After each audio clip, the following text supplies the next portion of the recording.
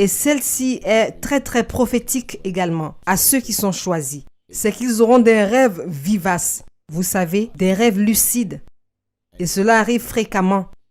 Cela veut dire que vous aurez de clairs songes, des songes qui se réalisent. Il y aura des moments où vous allez avoir l'impression que vous avez déjà vécu une situation. Vous avez vécu l'événement. C'est parce que ceci arrive à ceux qui sont choisis. Et pour aller en profondeur, la dimension des songes est un état ou une province pour les choisis. Parce que c'est là que Dieu va révéler qui est qui dans nos vies. Même des personnes qui prétendent être ce qu'elles ne sont pas dans nos vies, qui ont un programme caché. Dieu va les exposer dans nos songes. Alors ça, c'est l'état et c'est la province pour les choisis. Donc, je vais poursuivre avec les rêves vivaces et lucides.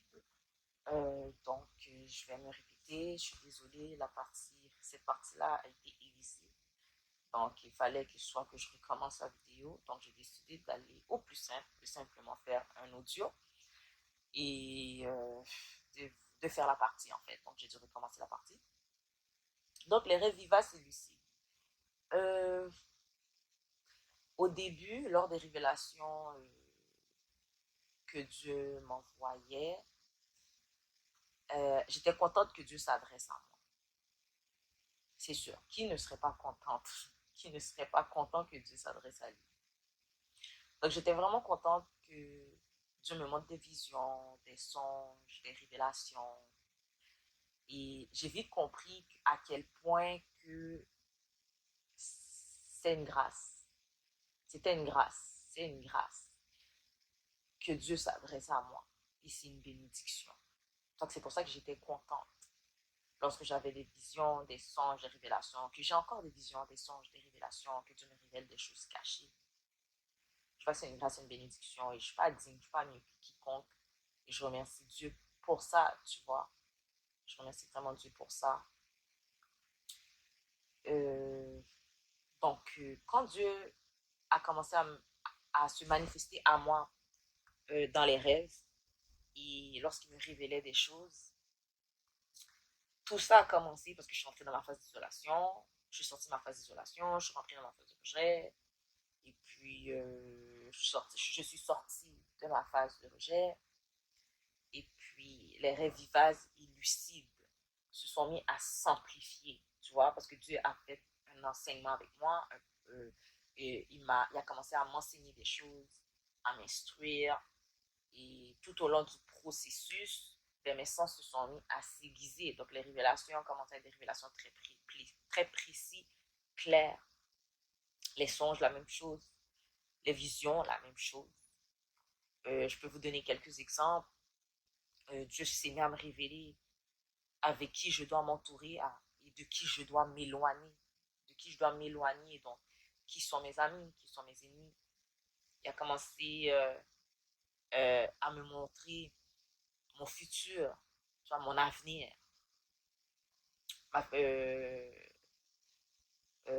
Mes enfants. Il s'est même montré des choses qui étaient cachées dans le passé de certaines personnes alentour de moi. Euh, plus je me rapprochais de Dieu, plus mes sens devenaient aiguisés et précis, et plus Dieu me révélait les choses cachées du monde. Et c'était très explicite. Tu vois, il n'y avait pas d'ambiguïté, il n'y avait pas de doute. C'était très, très, très clair. Donc, j'avais des révélations sur ma famille, des membres de ma famille immédiate et élargie, sur mes amis. Euh, donc, Dieu commence à me révéler euh, quelle prière je devais faire pour certaines personnes, quelles paroles leur dire, comment sont les aspects de la vie de certaines personnes, quoi modifier, quoi changer dans ma vie, à quoi faire attention, voici qu'est-ce qui va t'arriver bientôt. Il me donnait des avertissements et ça me permettait de faire des prières d'anticipation, de donner des paroles de sensibilisation. Ça me permettait de veiller aussi, beaucoup de prier et de veiller aussi. Des prières de prévention aussi. Je poursuis avec les rêves vivaces et lucides. J'avais beaucoup d'impressions de déjà vu et encore aujourd'hui.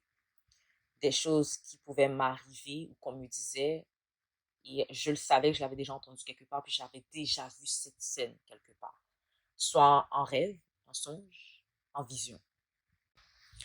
Comme je vous ai dit, je reçois encore aujourd'hui, donc je recevais et je reçois des révélations, des choses cachées de ce monde, donc des choses qui peuvent arriver dans le monde politique, que je vois qui arrivent, Dieu me l'avait déjà annoncé plusieurs années à l'avance, des choses qui arrivent au sein de ma famille élargie ou immédiate. Donc, des événements vont se passer au sein de ma famille immédiate et élargie, je le sais à l'avance.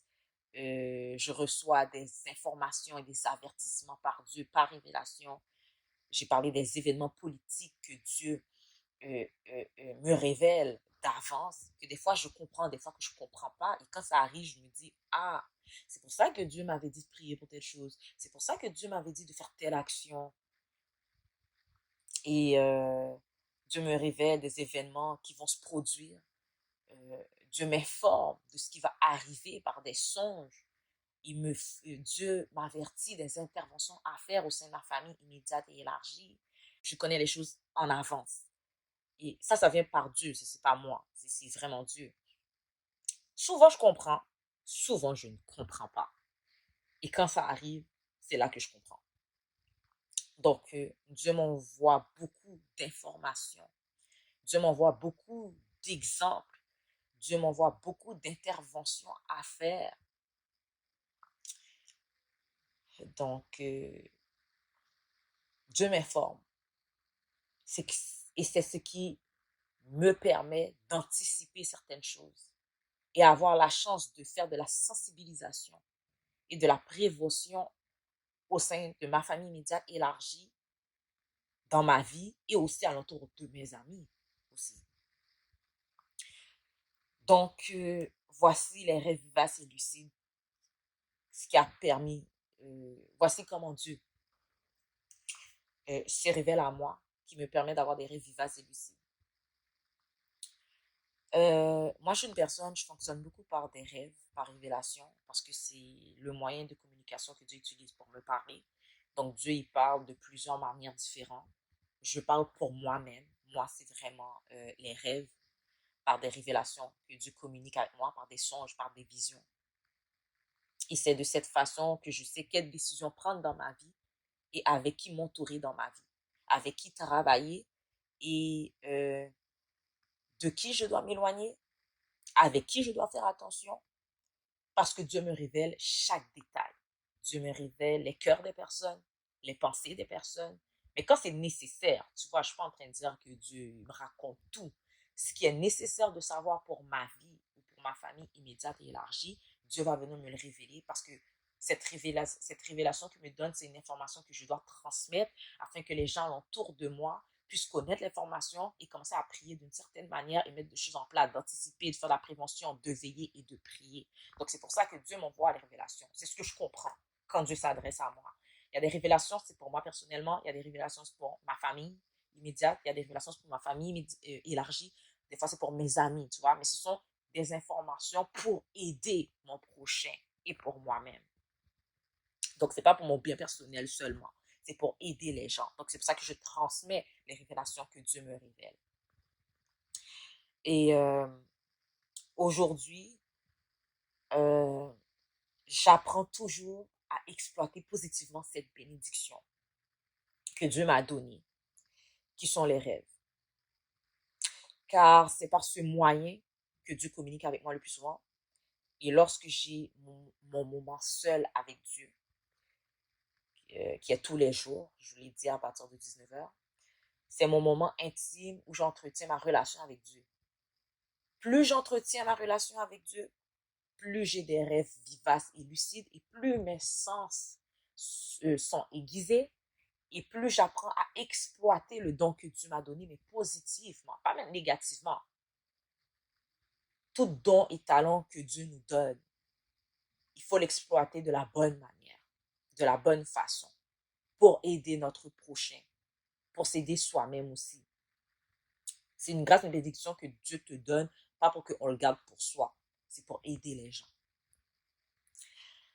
Donc, c'est pour ça que j'entretiens beaucoup ma relation avec Dieu. Parce que j'ai vu entretenant ma relation avec Dieu, il y a beaucoup de choses. Il y a beaucoup de choses que Dieu me révèle. Il y a beaucoup de choses que je comprends. Il y a beaucoup de choses de positives et bénéfiques, avantageuses qui arrivent.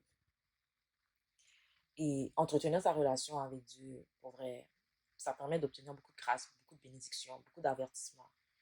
Ça te permet de chercher le royaume de Dieu. Ça te permet de développer des sens, des capacités, les fruits de l'esprit, les dons de l'esprit, des choses qu'on manque chez soi, tu vois. Parce que dans ce moment-là, seul avec Dieu, quand j'entretiens ma relation avec Dieu, c'est lorsque Dieu me parle. Il m'enseigne, il m'instruit, tu vois. Il m'amène à le ressembler. Donc, c'est important d'entretenir notre relation avec Dieu. Cultivez votre relation avec Dieu. Entretenez-la, c'est très important. Bon, il y a aussi l'autre médaille, c'est l'autre revers de la médaille qui n'est pas positif. Donc, à cause que Dieu me communique par des révélations, puis mes rêves sont vivaces et lucides, explicites, très clairs, des fois, ça suscite de la jalousie, de la colère, de l'orgueil et tout autre sentiment négatif euh, chez des personnes qui va vous entourer. Et c'est très difficile de vivre avec ça parce que les gens vont essayer de te tester, vont essayer de te discréditer, de te tester pour voir est-ce que c'est toi qui dis tes choses ou ça vient réellement de Dieu. Euh, il y a du monde qui vont essayer de vous faire du mal. Euh, mais vous faites toujours ce que Dieu vous révèle de faire. Si Dieu vous révèle, exemple, de prendre la fourchette, prends la fourchette. Lance pas la fourchette. Dépose pas la fourchette. Ne crie pas sur la fourchette. Ne frappe pas la fourchette. Dieu a dit, prends la fourchette. Prends la fourchette. Et attends les autres instructions, même si les gens ne comprennent pas. Il faut rester ferme et enraciné en Dieu et les yeux fixés sur Dieu. Et rien ne vous arrivera malgré ce que les gens vont essayer de faire et de vous dire. Les gens vont être contre vous s'il y a des révélations que Dieu vous révèle qui ne les plaisent pas. Et c'est normal. C'est tout à fait normal si les gens sont contre vous parce qu'ils ne comprennent pas ce que Dieu vous dit ou n'ont pas eu la révélation. Il ne faut pas oublier, il y a des choses que Dieu vous révèle que d'autres n'ont pas la révélation. Et à cause qu'ils n'ont pas la révélation, ils auront beaucoup du mal de croire ce que vous dites ou de faire ce que Dieu vous a dit de faire.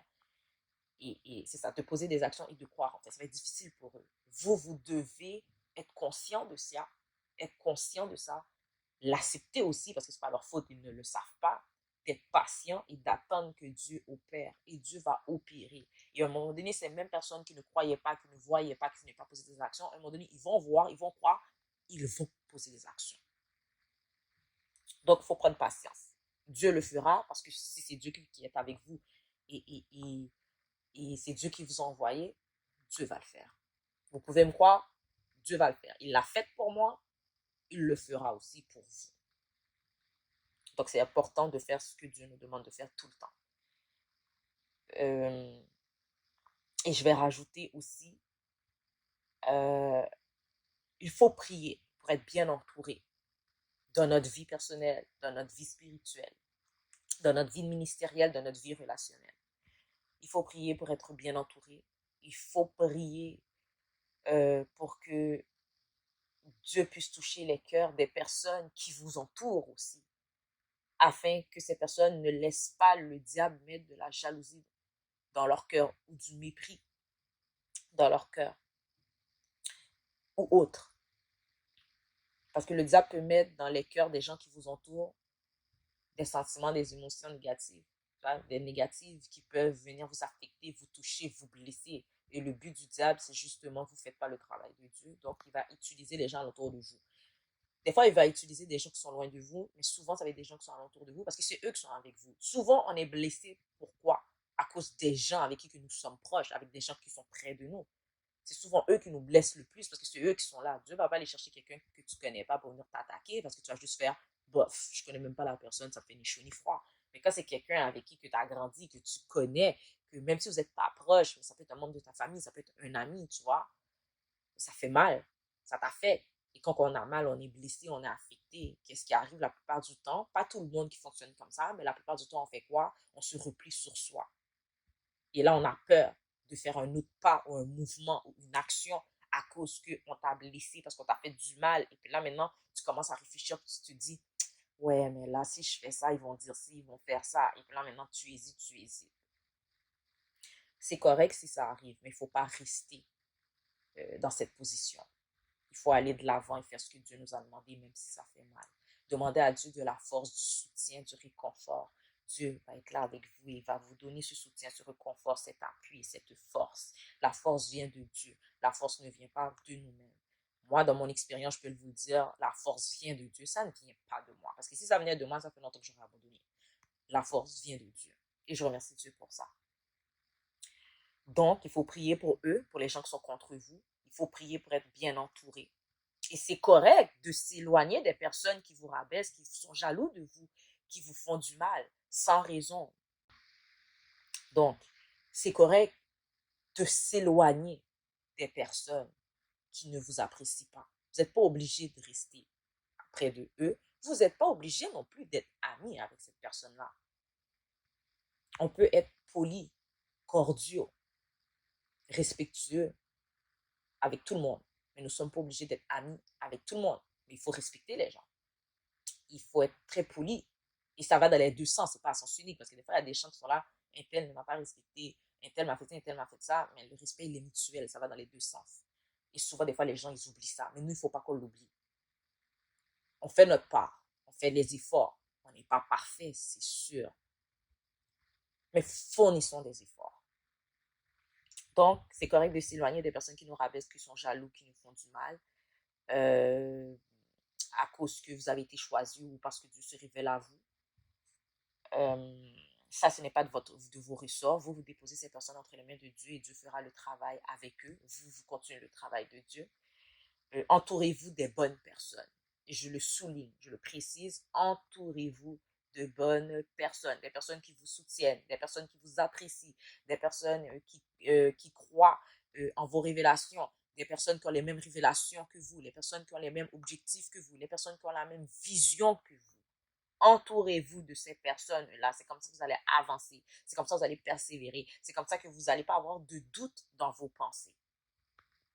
Donc, entourez-vous de bonnes personnes. Demandez à Dieu, montre-moi avec qui je dois m'entourer. Montre-moi avec qui je dois prendre une distance.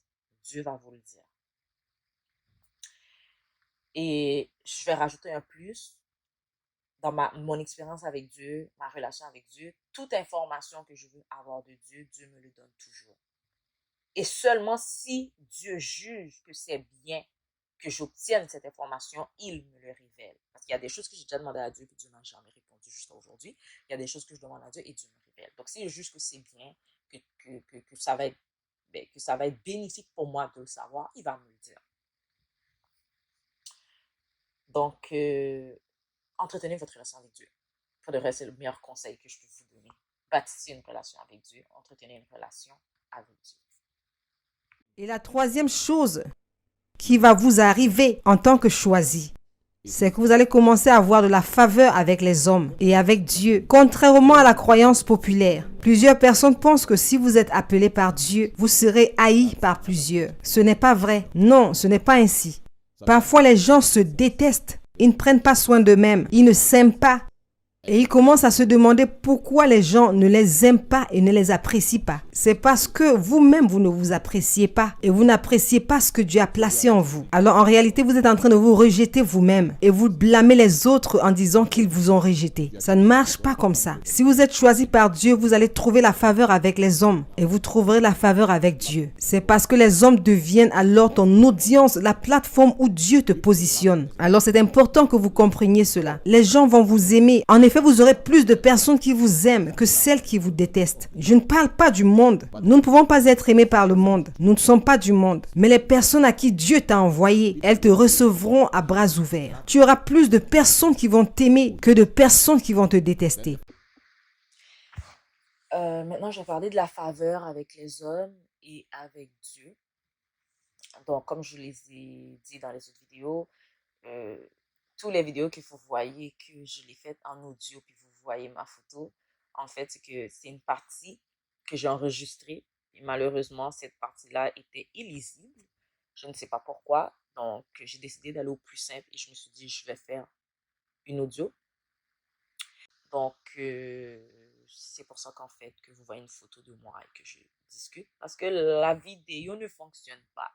Donc, toute cette partie-là que vous voyez que j'ai dû la faire en audio, c'est parce que cette partie de la vidéo était illisible sur l'ordinateur. Donc, je vais poursuivre avec la faveur avec les hommes et avec Dieu.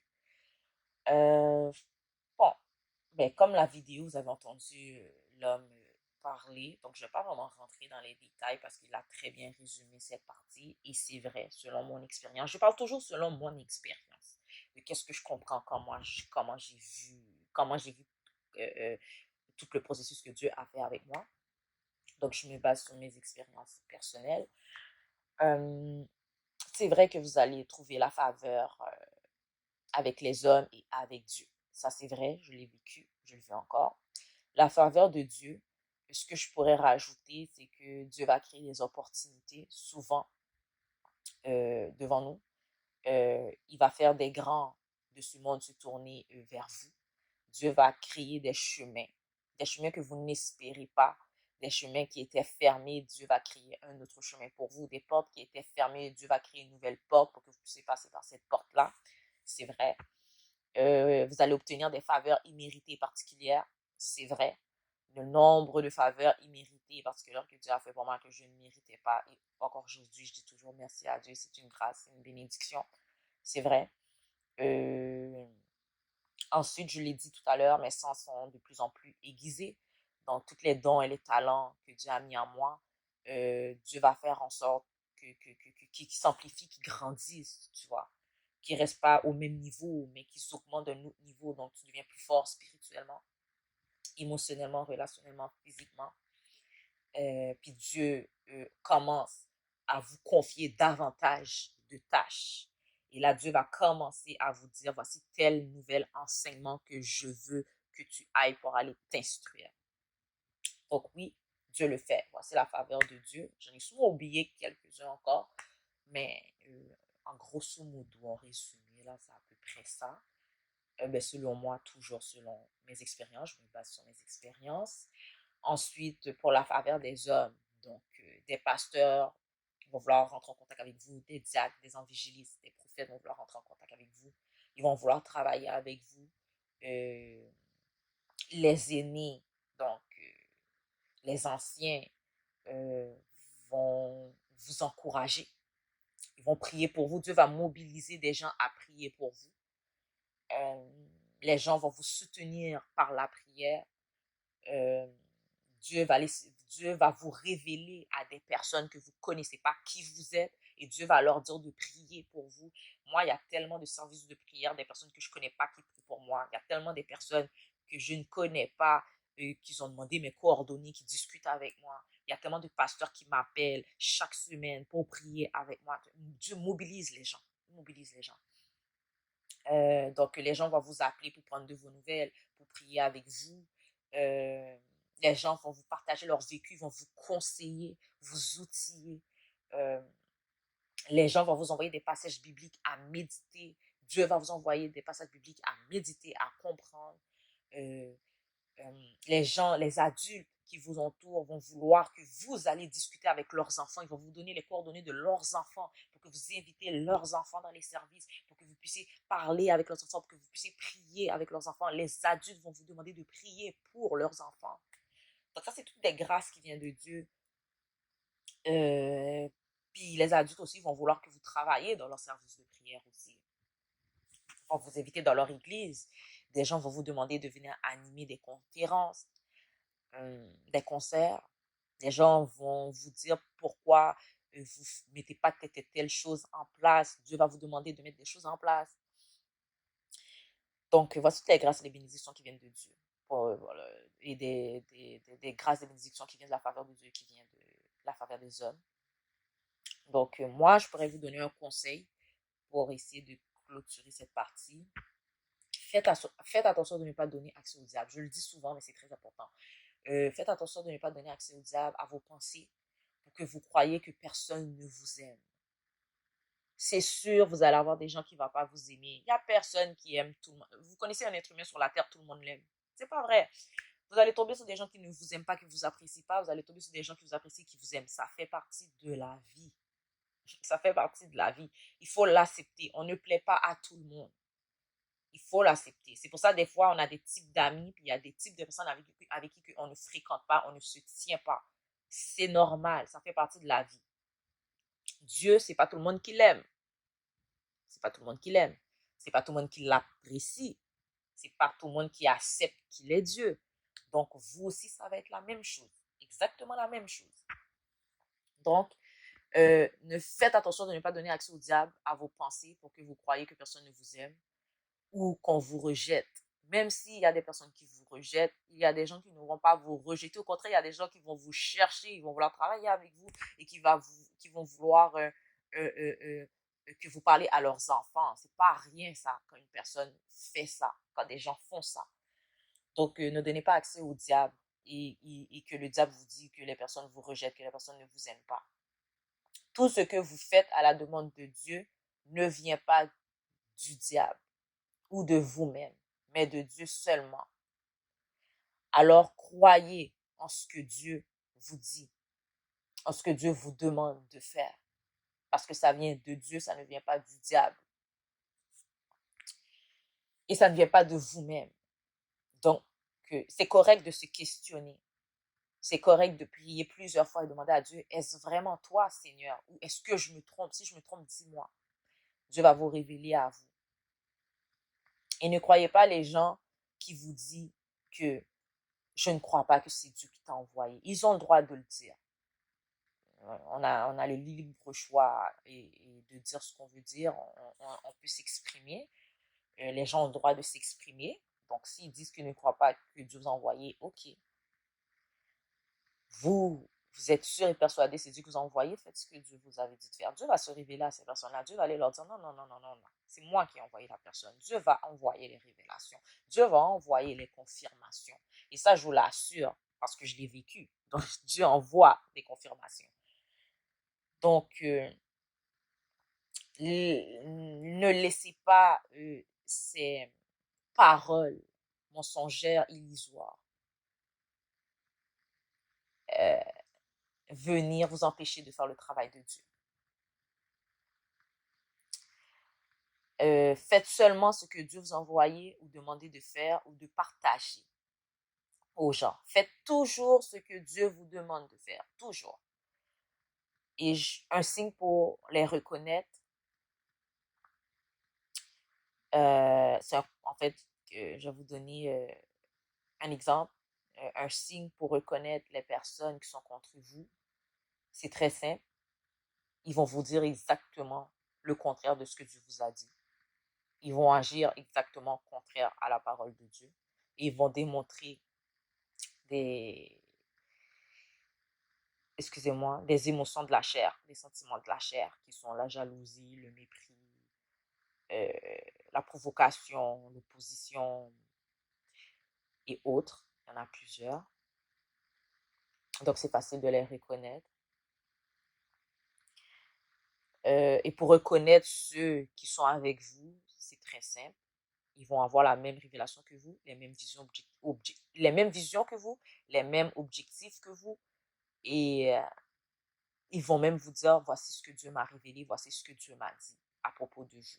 Donc, c'est facile de les reconnaître. Il faut juste avoir une attention, prendre le temps de s'asseoir, d'observer, d'analyser, d'écouter beaucoup ce que les gens disent. Et ensuite, vous allez savoir reconnaître ceux qui viennent de Dieu, ceux qui ne viennent pas de Dieu, ceux qui acceptent et qui respectent ce que Dieu a mis en vous, ce que Dieu vous a placé, et ceux qui n'acceptent pas, qui ne respectent pas et qui ne croient pas.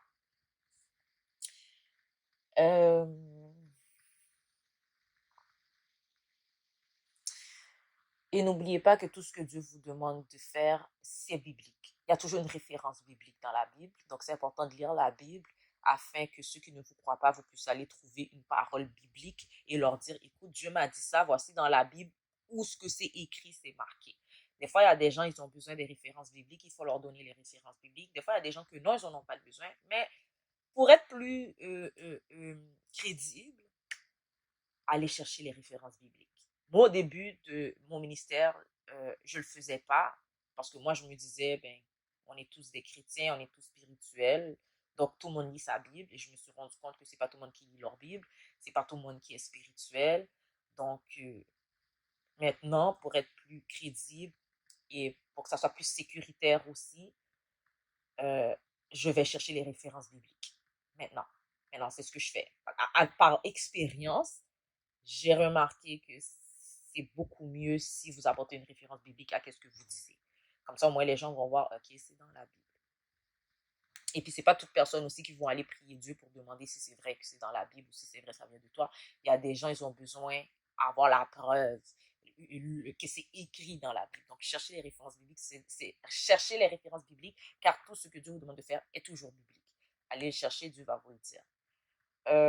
Donc, je pense qu'il est plus sage et intelligent lorsque nous voulons savoir quelque chose, de simplement aller demander à Dieu et il vous révélera si oui, cela vient de lui ou non.